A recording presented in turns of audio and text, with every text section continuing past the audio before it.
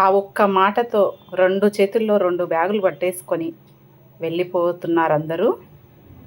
ఆ పెద్ద మనిషి ఆ ప్రవచనకర్త, ఆ గొప్ప ప్రవచనకర్త శ్రీ చాగంటి కోటేశ్వరరావు గారు ఒక్క మాటతో అరుణాచలం గురించి ఒక ఉపన్యాసంలో చెప్పగా వెంటనే మన తెలుగు వారందరూ అరుణాచలానికి పయనమై వెళ్తూనే ఉన్నారు. రోజు రోజుకి జనాభా పెరుగుతూనే వస్తుంది.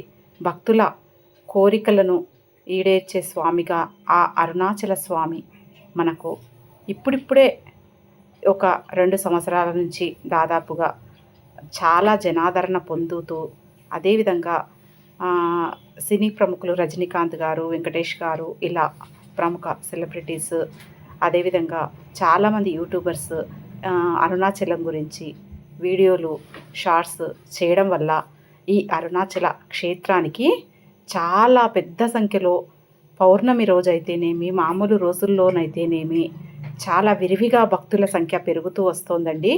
అదేవిధంగా వీళ్ళందరినీ మేము చూస్తూ మేము కూడా ఎప్పుడెప్పుడు వెళ్తాము, ఎప్పుడెప్పుడు ఆ గిరి ప్రదక్షిణ చేసుకుంటాము, ఆ అరుణాచల వాసుని ఎప్పుడు కనులారా చూస్తాము, అదృష్టం ఉందా లేదా మాకు అనేసి వెళ్దాం అనేసి జూన్ నెలలో ఒకసారి ఒక డేట్ అనుకున్నాము. తర్వాత అది ఒక రకంగా క్యాన్సిల్ అయింది. అంటే అనుకోకుండా మేము డేట్ ఫిక్స్ చేసింది పౌర్ణమి అంట. ఆ పౌర్ణమికి చాలామంది ఉంటారు అనేసి మళ్ళీ క్యాన్సిల్ చేసుకున్నాము. తర్వాత సెకండ్ టైము టికెట్స్ కూడా బుక్ అయ్యాయి మాకు. పోయేవి వచ్చేటివి 2 అప్ అండ్ డౌన్ టికెట్స్ కూడా బుక్ చేసుకున్న తర్వాత అనుకోని అనివార్య కారణాల వల్ల క్యాన్సిల్ చేసుకోవాల్సి వచ్చింది. సరే కొన్ని రూపాయలు కొంచెం మేము లాస్ అయ్యామేమో కానీ చాలా నిరుత్సాహపడ్డాను నేను. ఏంటి అరుణాచల వాస, నాకు ఈ పరీక్ష, అనుకోని అవాంతరం ఏంటి అనేసి లోపలైతే చాలా మదనపడి బాధపడిపోయాను నేను. తర్వాత మళ్ళా ఒక 15 డేస్ తర్వాత ఆ అరుణాచల వాసుడు మాకు ఆ మోక్షాన్ని ప్రసాదిస్తూ మేము యాక్చువల్గా నేను, మా తోటికోడలు అండ్ మా చిన్న బాబుతోటి ముగ్గురమే పయనమే పోవాలనుకునే వాళ్ళము కాస్త 6 మందికి చేరింది. అంటే ఎక్స్ట్రాగా 3 వచ్చి చేరారు మా జతకి.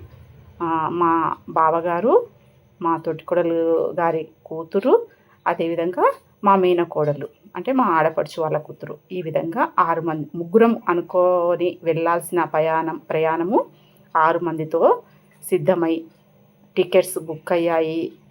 ఎలాంటి అవాంతరాలు లేకుండా చాలా మంచిగా, ఒక ప్లెజెంట్గా, ఒక సంతోషంగా, ఒక భక్తి భావన పొరలుతూ ఉండగా మేము పయనమై మా మహబూబ్ నగర్ నుంచి 10 గంటలకు మధురై ఎక్స్ప్రెస్ ఎక్కి అరుణాచల వాసుని దర్శించుకోవడం జరిగింది. అదేవిధంగా మా సంతోషానికి హద్దు అదుపు లేకుండా ఆ అరుణాచల వాసుడి దర్శనం అయితే చాలా ఎక్సలెంట్గా, సూపర్బ్గా దర్శనము కలిగిందండి. అదేవిధంగా గిరి ప్రదక్షిణ మేము కొద్దిగా పెద్దవాళ్ళము ముగ్గురం వెళ్ళలేదు. నేను, మా తోటికోడలు, మా బావగారు, మా పిల్లలు సుమిత్, శిరీష, స్వాతి, వీళ్ళు ముగ్గురు సెకండ్ డే వెళ్ళారు. మేము చేరుకున్నాము, 2 గంటలకు చేరుకున్నాము. రూమ్ కోసం వెతుకులాటకు ఒక 2 గంటలు పట్టింది. తర్వాత ఫ్రెష్ అప్ అయి వెళ్ళేటందుకు 1 గంట పట్టింది. తర్వాత సాయంత్రం పూట దర్శనానికి ఆటోలో వెళ్ళాము. గిరి ప్రదక్షిణ మొత్తం ఆటోలో చేసుకున్నాం 6 మందిని. తర్వాత ఆ గిరి ప్రదక్షిణలో భాగంగా 8 లింగాలు ఉంటాయండి.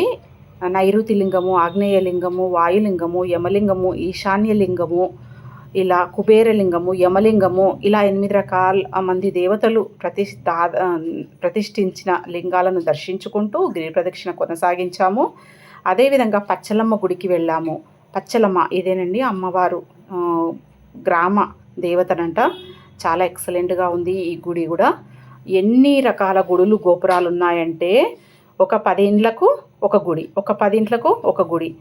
ఈ చోళులు, విజయనగర రాజులు, చోళులు, ఇంకా రకరకాల రాజులు వాళ్ళ రాజ్యంలో పాలన కొనసాగిస్తూ ఉండగా దాదాపు 1000 సంవత్సరాలు పైగా కట్టడాలు నిర్మించడమే జరిగిందంట అండి. ఇక్కడ చూడండి అరుణాచల పర్వతంకి ఎంత ప్రాముఖ్యత ఉందో. ఈ అరుణాచలం కొండపైన ఒక నంది రూపం కనపడింది నాకు. ఒక ఆవు, తన లేగదూడ ముద్దుగా ముచ్చటలాడుకుంటున్న ఒక సన్నివేశం నాకైతే అవగతమైందండి. నా ఊహలో కదలాడింది ఒక ఆవు లేగదూడ తన తల్లికి ముద్దు ఇస్తున్నట్టుందండి. ప్రకృతిలో ఆ రాళ్ళ ఏర్చి కూర్పు కూడా ఎంత అద్భుతంగా ఉంటాయో కదా. ఇలా మా ప్రయాణం తర్వాత ముగింపు దశకు వచ్చేసింది. ఇంకా మంచి ఈ అరుణాచలం గురించి ఇంకా మంచి వీడియో చేస్తానండి వచ్చే వీడియోలో. Please subscribe.